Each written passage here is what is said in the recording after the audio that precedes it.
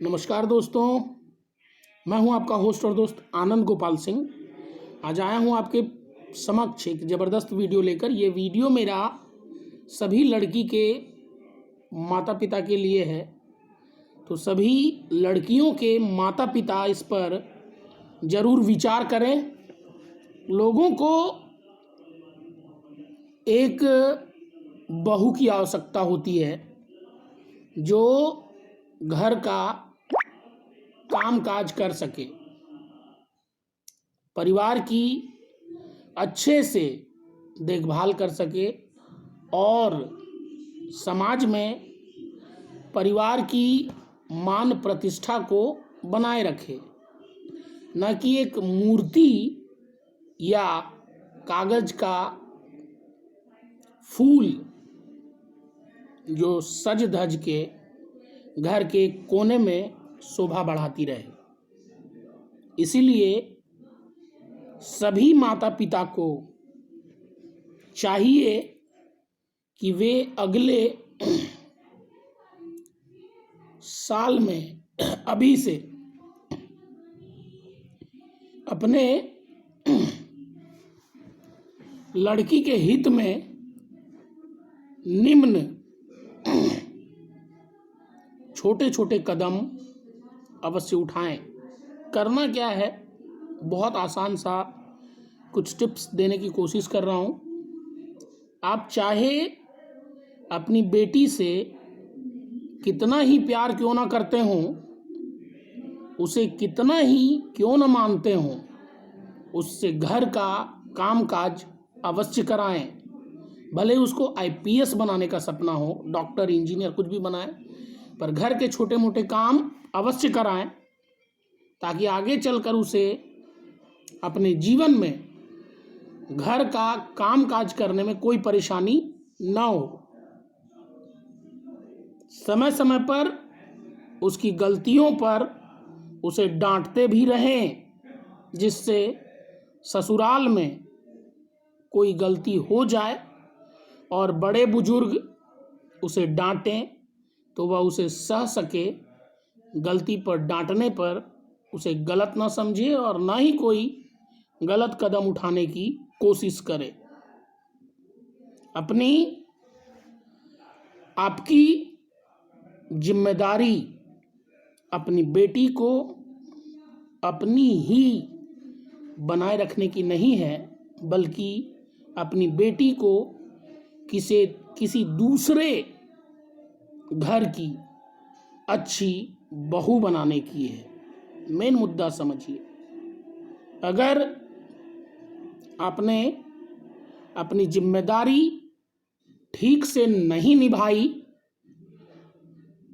बेटी में बहू के संस्कार नहीं डाले, तो इसकी सजा बेटी तो भुगतेगी ही, आप भी इस सजा के भागीदार बनेंगे और जिंदगी भर पछताएंगे। हर किसी को सुंदर, सुशील, संस्कारी और कामकाजी बहू चाहिए, लेकिन जब हम अपनी बेटियों में ऐसे संस्कार और गुण डालेंगे, तभी तो हमें ऐसी अच्छी बहू मिलेगी। इस बात का ध्यान रखें। वृद्धाश्रम में माँ बाप को देखकर सब लोग बेटों को ही भला बुरा कहते हैं कि बेटा नालायक है, बेटा खराब है, बेटे को ही दोषी मानते हैं।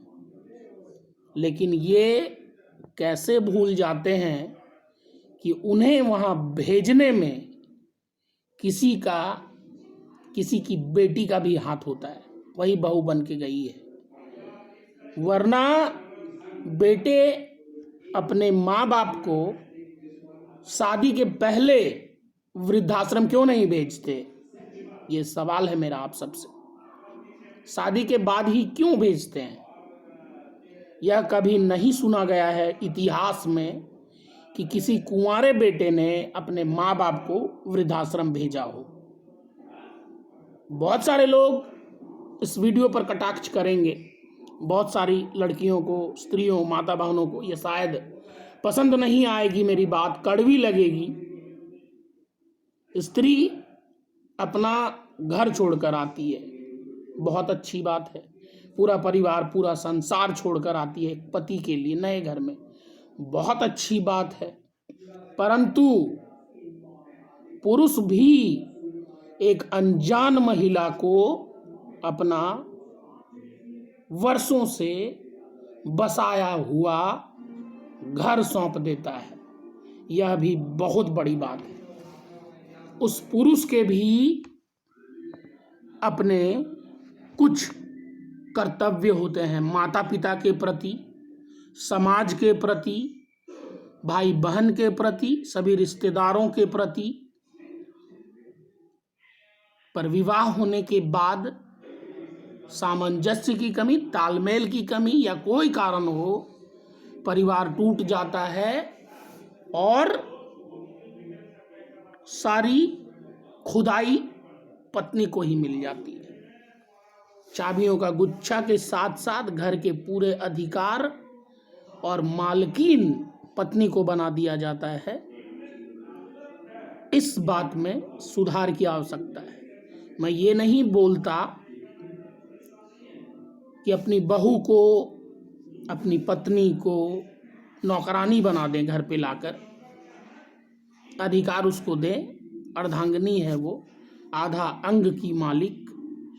किसी भी पुरुष के आधा अंग की मालिक उसकी पत्नी होती है। इसीलिए भगवान शिव ने खुद हर स्त्री को अर्धांगिनी कहा है, जीवन संगिनी कहा है। जीवन भर का साथ देती है वो, अंतिम समय तक साथ देती है वो।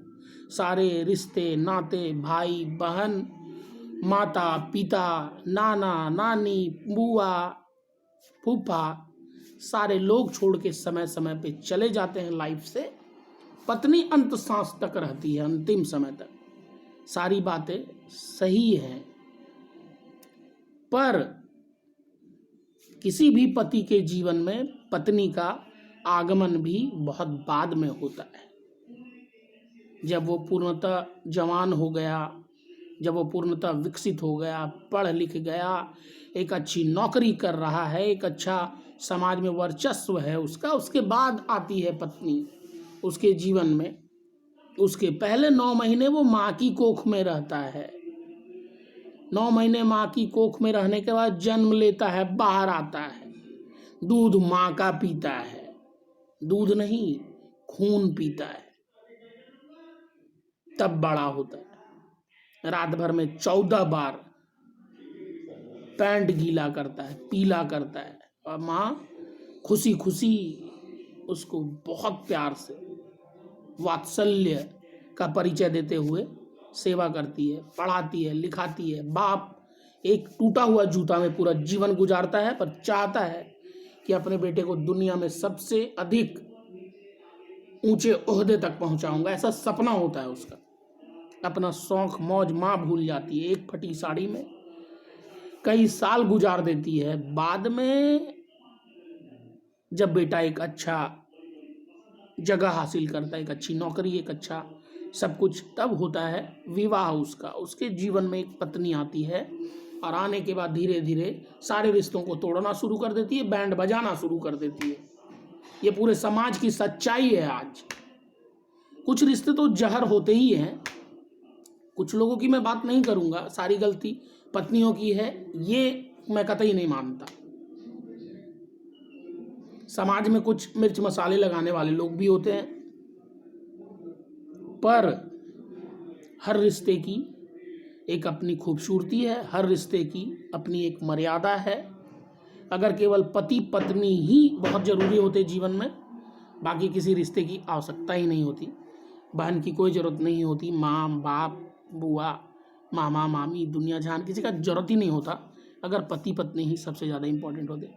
भगवान ने जन्म के समय जो भी रिश्ते दिए हैं बच्चे को, उस बच्चे का भी कर्तव्य है कि उसकी अंतिम सांस तक वो सारे रिश्ते निभाए जाएं, पूरी तत्परता और तन्मयता के साथ, पूरे दिल के साथ। अर्धांगिनी जो है उसके साथ तो संबंध निभाना ही है।